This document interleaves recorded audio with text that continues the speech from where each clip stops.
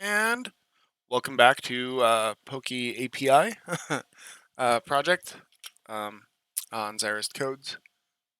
Did I just caps lock? I think I just turn off my other keyboard for now. Move it out of the way. Okay. Sorry, I was pulling up some resources on my work laptop so that way I could see what some of the formatting stuff that I use, just because it speeds up what I'm doing. Anyway, like I was saying, welcome back to PokiApi. I think we're starting on part 5, I believe. Today I'm going to talk about a number of things. I'm hoping to get through quite a bit and not slow down too much, but one of the topics that came up at the end of part 4 that I do need to get on before I get too far in is source control. Now, source control is really important for like when you're working with a group or in a team, or you want people to review what you're working on or any of that kind of stuff. It's important that you have some local storage place for that.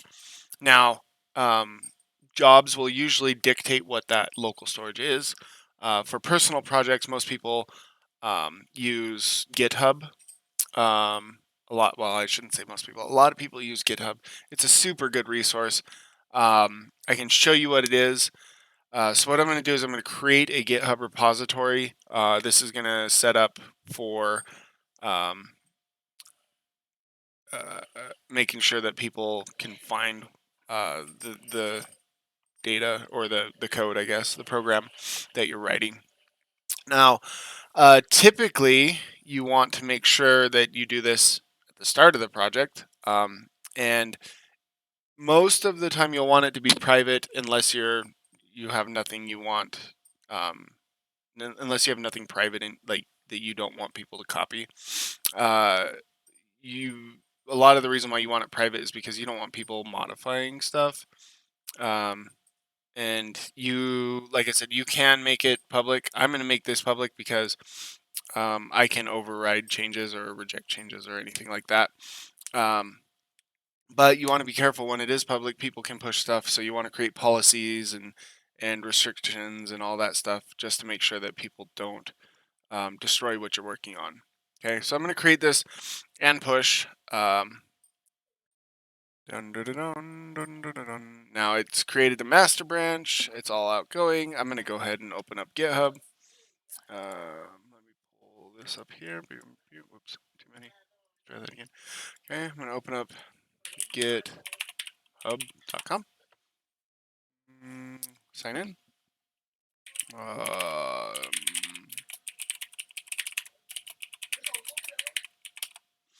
That's not it.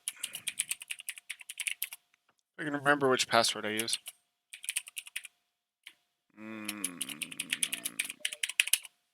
That's the one. Okay.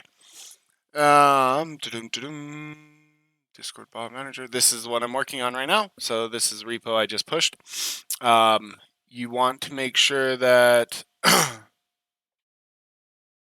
create new file. Oh no, it didn't create a.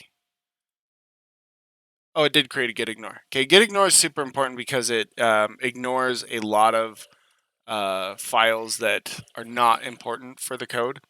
Anytime you compile and build code, you create a lot of trash attributes and trash files, and your bin and all that. Anybody who's done coding for more than a day knows that.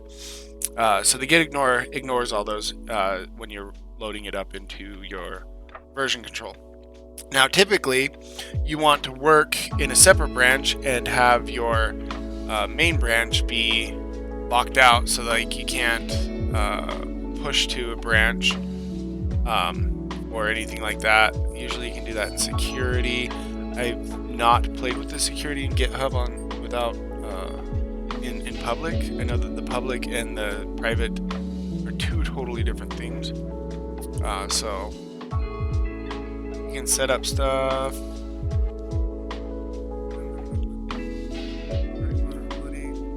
Settings are a little different here than what I'm used to. we use TFS. It's an Azure product, so like we have actual clickable options.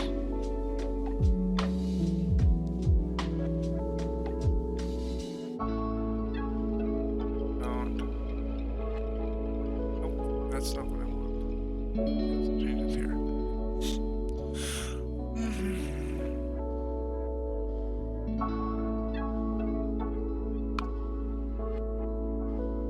Be able to set up some settings here as far as security and analysis. Dependency graph, dependency bot updates, code scanning. I think no, there's a lot here. I would have to actually spend time doing research.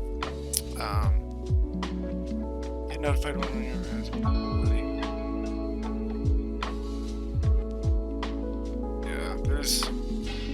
this is something I'd actually have to spend more time with the security. Like I said, the private code and public code are very different, and I only dealt really in private, so this is different. Which means where it's public, people can come in, look, and play with it. I will offline. I will do more research, and then I will get a video put together for security on Git. However, this, like I said, is this is what version control is all about. So if I were to, let's say, I wanted to make some modifications to the code, which I'm stupid freaking taskbar. Anyway, so let's say I want to make some new modifications for the code. I'm going to do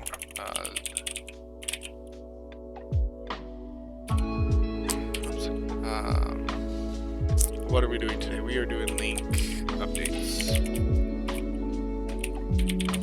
So I'm going to create a new branch, right? It's going to base it on master, which is fine. Let's say I made some coding changes. These are coding changes. Okay. You're going to see that these are changes here. It can check what the changes are. You can see what the changes are here. When you've done that, you make your message, coding changes for example purposes. Okay, make sure you're pushing from the branch you want to push to, and then you'll commit it, push it. Okay, once that's done, you'll go here. You can see it up on your in your repo. You can compare, like, so this is my branch that I pushed. You can go to that branch. You can see all the files in that branch. If you'll notice, was that in program? That was in Pokemon controller. So if I go to my controllers, go to my Pokemon controller, you'll notice that the coding changes that I made already exist here. Merging or creating a pull request compares. This is how you merge into the branch you want to put it in. So like once you've done all of your changes, you've got everything you want changed, you're going to commit it, you're going to push it to live. You'll set up your pull request, make a comment. These changes are for demonstration purposes. Create your pull request. Okay. If you have people you want to review your code, you can assign people to review your code. There's nobody in this repo, so I can't ask for reviewers. You can set it up for projects or milestones, like if you've got checklists or anything that you want to have it check off. People can come in, review this request, so you can see the changes here. People can comment that, hey, this is a dumb change. You can start a review, add a comment. So then when I come back in and I say, okay, well, what did this person say about my code? Okay, this is a dumb change. All right, and it shows it in the piece of code that they're talking about. Right? Once you've completed or fixed the things that you want to fix, you can mark them complete. You can do whatever you want. But then you can go back to the conversation's gone. You can merge it. when you merge it, you push all those into the branch that you're merging into. So like right now, if I were to look at this is why it's called version control, my master version, if I go into that file that I modified, the change is not there. Okay, so this is the file that, oops. Okay, anyway, so this is the version that existed when I first committed the push. This is the version I made changes to. And you can see that those changes exist here. So when I finish that merge, finish that pull request, merge it in, it'll push those to that master branch. So, and then you can also delete the branch you're working on, which is a good practice. You create a new branch every time you want to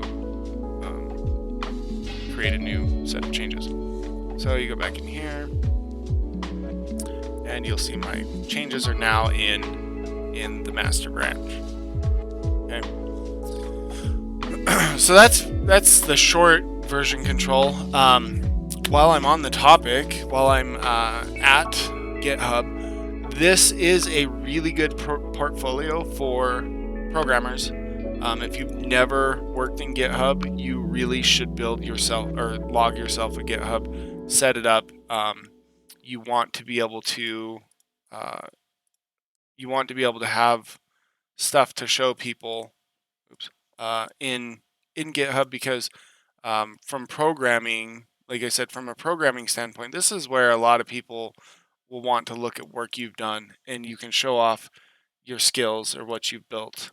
A lot of our applicants that we do take, if they have a GitHub that is really definitive of or telling about what it is they can do or what their skill set is, and we really enjoy that that's something they push up and submit as part of their portfolio. It's really helpful. It's really helpful. I cannot stress that enough. If you are a programmer and you've never used a source control, you should build one. That is the best portfolio you can have. Okay, so I talked about version control. We will, now that I've got it set up, I will continue to use version control. I'll try to remember every week to start a new branch, just out of good practice. Excuse me, I have heartburn. I will try every week to start a new branch just out of good practice, but I'm bad at starting new branches. I usually just keep reusing the branch and then delete it, which is not a good practice. So hopefully I'll make a note somewhere that I can remember to do proper version control and pulling. Okay, moving on. So, excuse me. We created we left off where we created a interface and a service. Excuse me. So let's go ahead and get in here. Now, right now, we're not returning anything. The service does a thing, but it doesn't return anything. So we will need to make sure that we do return something. Excuse me. But we need to filter down what we return, right? So we want to make sure that we're only pulling back a list of Pokemon whose name contains part of the data that the user entered, right? And if I remember right now we're able to pull all 12 or 1118 Pokemon from that API pull, because they don't have their own searching mechanism as far as like partial names. So we're gonna have to fudge it and make it build it ourselves, right? So as of right now, we have a list of all 1118 Pokemon. Okay. What we're gonna do, I'm gonna use a link statement to filter out based on Pokemon name that was entered. So we're gonna do a var implicitly. What is the word I want? Implicitly cast, I guess, a type to this variable. What do we want to call it? We want to call it filtered Pokemon. sounds good. And this is where I said we're going to use a link statement. So we're going to do from. We're going to call it Pokemon or Poki. We'll just call it Poki. In Pokemon, because we already have a list of Pokemon. Where, and this is where I always get confused. String dot contain, no, string. It's gonna be a contains. We'll just do Poki dot name, or yeah, Poki dot name. Why is Poki dot name not working? Dot contain. Something's not working. What am I missing? I'm missing this portion. Disease. Where?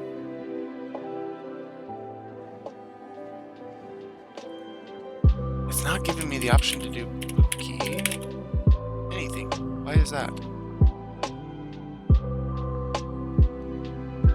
Could not find an implementation of query where source type named where not found. Well, we're gonna have to do a select. What? Am I forgetting to use link? I don't have link. No, I have link. Is there different?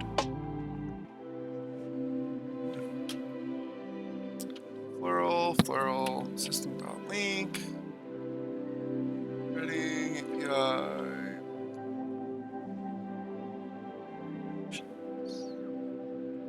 Is it collections? Hang on. Where?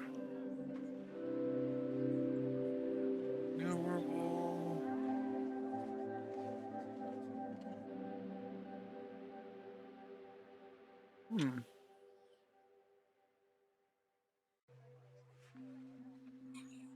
That's weird. Let's do this. Dot to. Nope, it's not going to give me any of those things. Well, that's fun. Okay, so we have a dot to list that works. Of type named. I know why. Where Pokemon name dot contain. No, it's not gonna do. Is it really not gonna let me do that?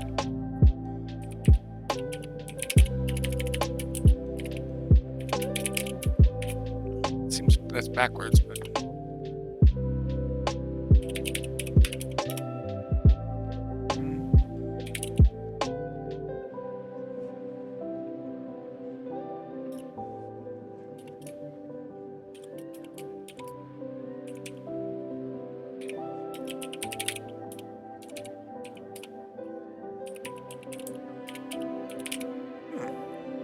Interesting. Why is that not working? Services dot string dot string dot. Can I do a string dot compare?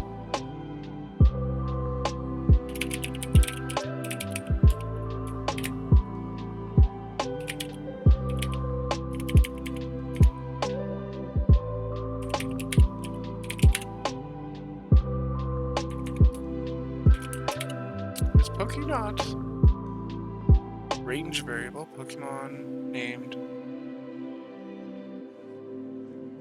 Oh, wait, what? It should be a list.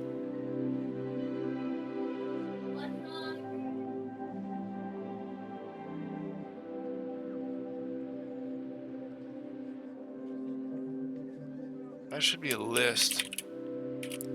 Named. Maybe that's why it's screwing shit up.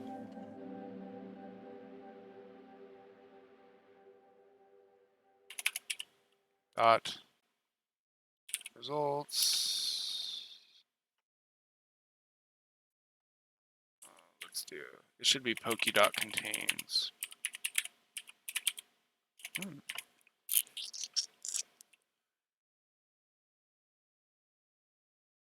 Named a. Okay, let's see.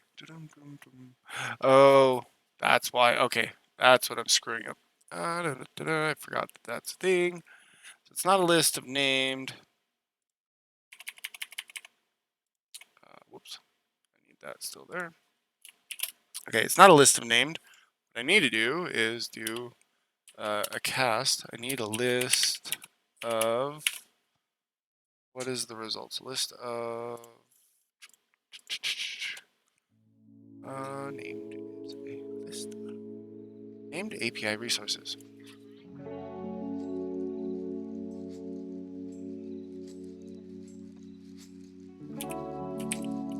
Named API resources.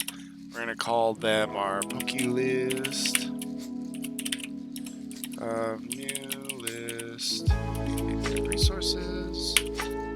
We actually don't need that. I'm dumb.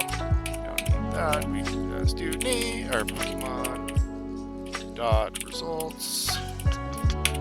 Okay, and then here we can do list. Oh fuck, I'm so stupid. I already did that. Why am I so stupid? Anyway, I'm dumb. Let's do PokiList. Okay, so now I should be able to do where poki.contain poki.name.contain. I better check on what my wife just happened to do. Pokemon name. Okay, and then I will select that. I'll be right back.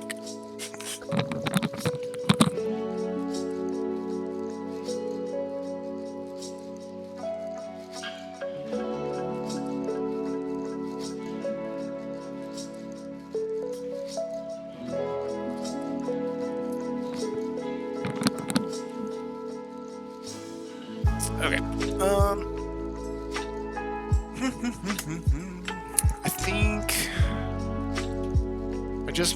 I think I just want to do like a select 10. I wonder if that works. I think that works. I think that's what I want. Let's test it and find out. I should only select the top 10 named objects where the Pokemon name contains the letters that are in here. So I typed EV. Should be able, yeah, it counts. It gets 7. Oh no. Select. Select it just wrote the word 10 or the number 10 7 times because there were 7 Pokemon where that counted. There's 7 Pokemon with EV. That's interesting to know. Let me pull this thing up real quick. I'll get the code back up. Sorry. Want to know? Link. Select 10 items. Select the first 10 rows. Oh, take 10. It's take. I don't want select.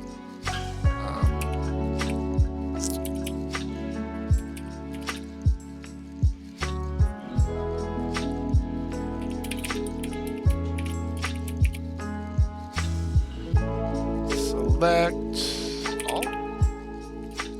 Select star. Select all.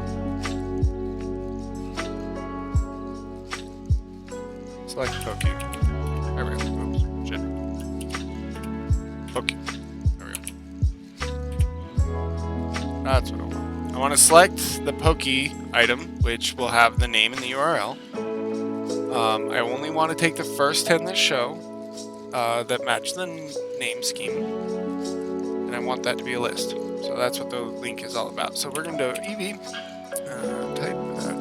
This. Now it should have 7 Pokemon because there's only 7 with the EV. We have EV, Gardevoir. So you'll notice there's an EV in Gardevoir. EV in Seviper. EV in Trevenant.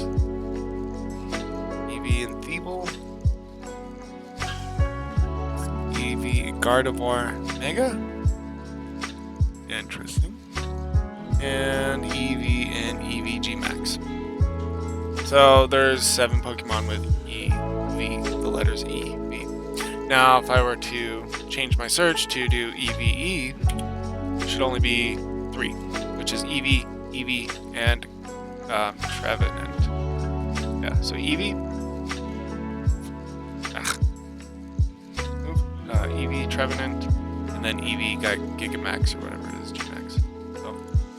So my filter is working. I'm able to get out the search contents that I'm looking for. The first 10. Oops, that's not what I want. First 10 Pokemon that have a name scheme that matches. Now, this is where we're going to throw our first exception. What if you type a name that has no return? Okay, this is where the try catch is super important. Okay, because like if without the try catch, let me just do this. Let me show you what happens without a try catch. Okay. Should be everything, no errors. Okay. It's gonna crash. Okay, and I'm gonna show you how that works. This is why graceful failure is important. If I type in E, okay, there's no Pokemon with 3s before V, 3s after V. There's no Pokemon, right? So when I do this, it's gonna straight up have 0 Pokemon. Okay, it didn't crash. That's interesting. Should have crashed. Oh, I didn't do a null reference exception. Okay, so let's say now I want to. Let's say, for example, I want to find the URL of one of those Pokemon. So we're just going to do a for each real quick. Var p in filtered Pokemon. For example, let's say we want to create a new, or let's just do var name equals p dot name. Okay, this is where you're going to end up with a crash because you're trying to reference something that it can't pull. Right? It's not. There's nothing there with that in it, so it's going to crash. You're not going to be able to successfully do that. So going back to my thing, okay,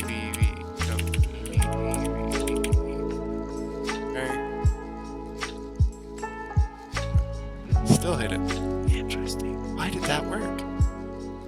That should have crashed. It should have thrown a null reference exception. What? Oh, there's no. God damn. Because there's none here, it doesn't run the loop.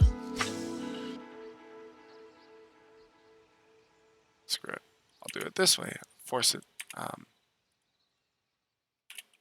filter Pokemon dot first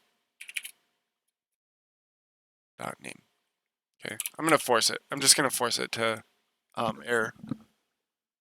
I need to show you why you have graceful handling, graceful failure handling. Okay. Sometimes it's harder to force it though.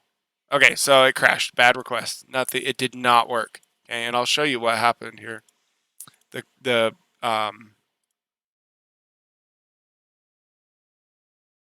program just can't handle that. Okay, so it hits here, and then it's going to just straight up crash. It doesn't go anywhere else. It just shuts off. Okay. Now, this is why I said graceful error handling, graceful error handling is important. Okay, I'll show you what happens when you do that instead.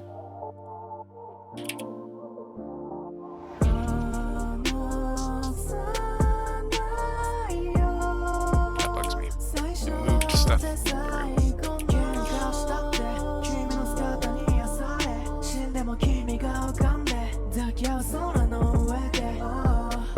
Why it keeps defaulting to the other. Okay, so what happens when you have graceful error handling is it's going to do this.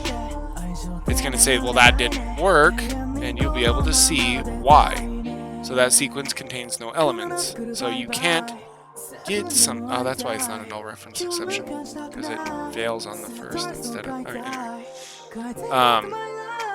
it's not there. There's nothing you can get. It's going to fail. It's going to throw this exception. So you want to be able to make that happen the way when you want it to happen instead of like I did. I had to force it. So what I'm going to do is I'm going to throw in an if statement, an error catcher. If filtered Pokemon.count, so there's no errors or there's nothing in it, is less than 1. If it's for any reason less than 1, we're going to throw new exception, new exception, and we want it to say there were no matches to the Pokemon. Actually, we could do no matches for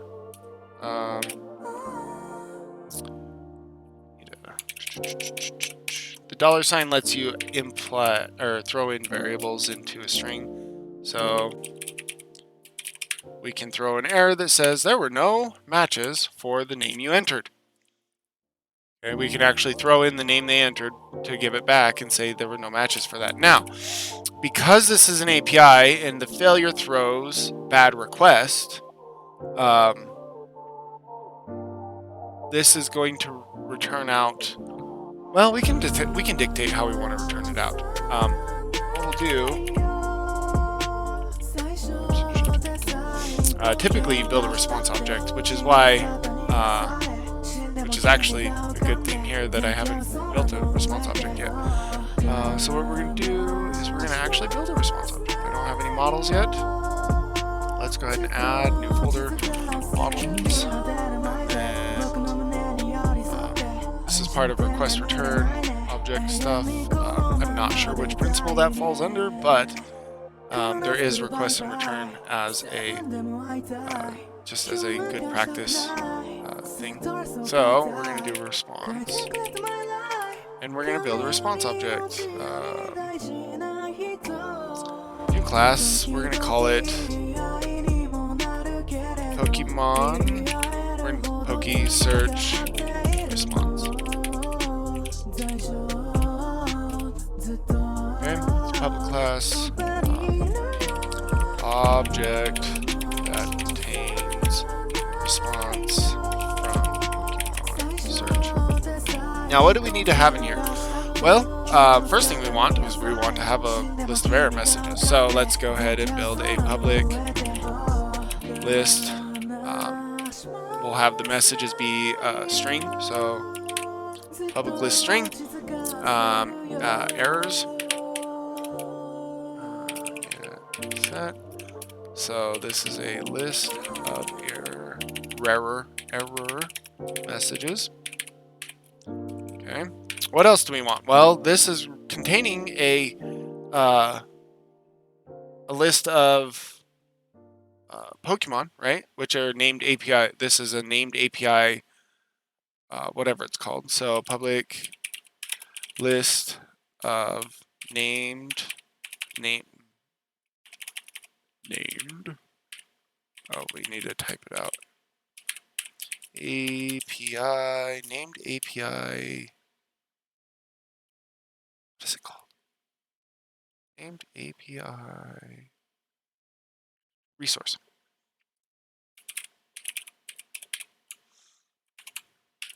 Okay, make sure we're using, so it will be there, and then Pokemon list. We'll name it Pokemon list.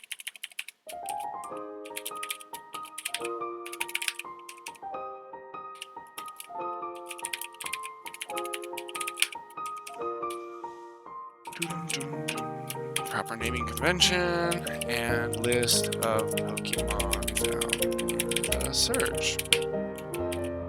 Okay.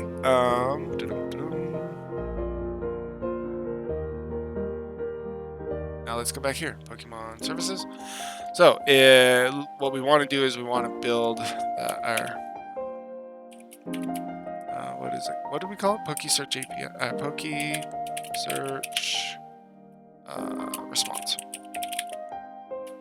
Okay. Well, so we modified this. The interface no longer matches what we were doing here, so we need to fix the interface. The interface needs to let the systems know that, hey, we're returning this Pokemon Poke search response. So that way when you try to use the interface, it actually tells the system what you're actually returning. Not all code paths return a value. Okay, that's fine. So we need to make sure we set up our return now. So we're going to create a Poke search response response equals new Poke search response.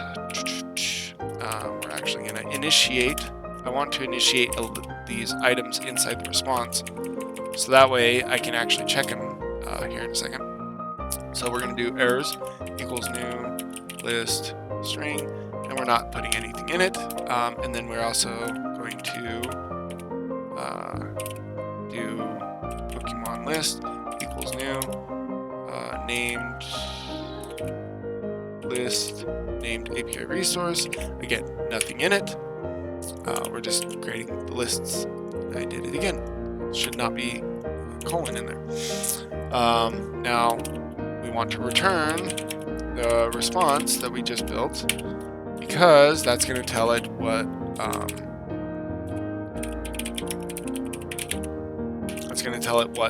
was found. Now, and we want to tell it what was found despite there being an error. Finding nothing is still finding something, if that makes any sense. It's still a response. So what we're going to do is, if there are errors, we want to add errors. Response.errors.add. We're going to do add range because we want to make sure that we add all the errors that came in.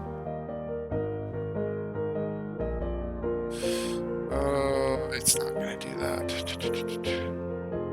because we're only throwing one string. ax.message is one string, so we'll just do add, I guess.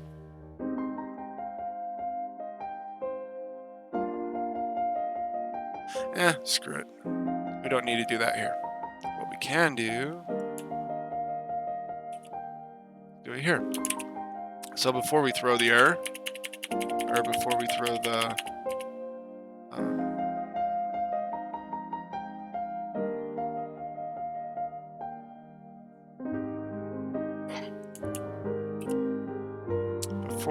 the exception, we do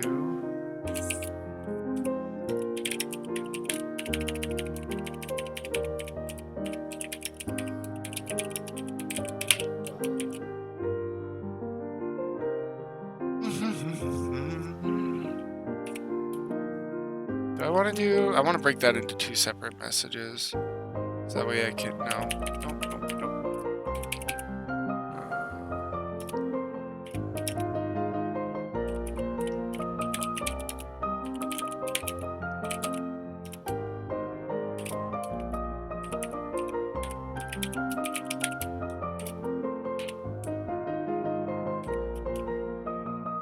There.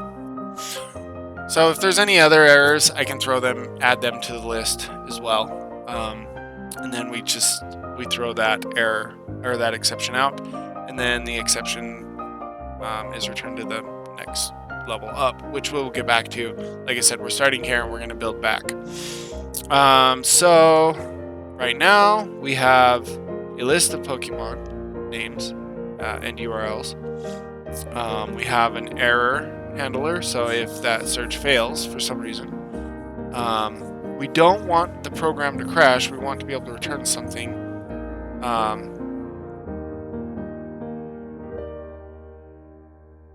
But I think other than that, we should be good here. We need to add the Pokemon to the response. response.Pokemon list.add range. This is where we're going to do an add range, because filtered Pokemon is a list of those objects. So if there's an error, you're going to kick it back. Oh,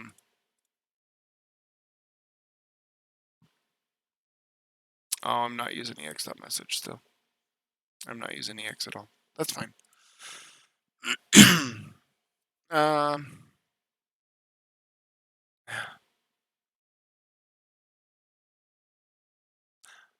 shouldn't need that. I should just be able to do, yeah, screw it.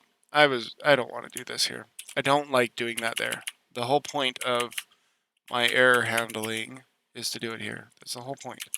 Why would I want to do that any different? And I'll just use, I don't even need to use that. I can just do ex.message. The whole point is to do it that way.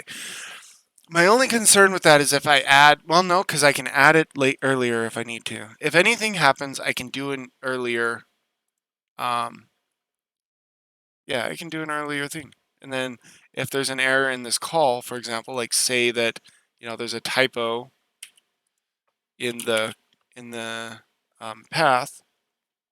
Let me catch this so that way I can see what's going on here. Now let's say there was an error in the path, or the path doesn't exist, or something, right? I can catch that error message. The call failed. The host is unknown. That does not exist. Like there's no such place that exists, and it catches that error. That's what graceful failure is all about, is being able to catch those things and not have the program just completely shut off.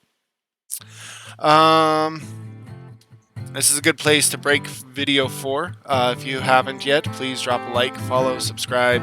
If you're watching on Twitch, please, if you haven't, drop a follow, say something in chat, leave a message. I like the input.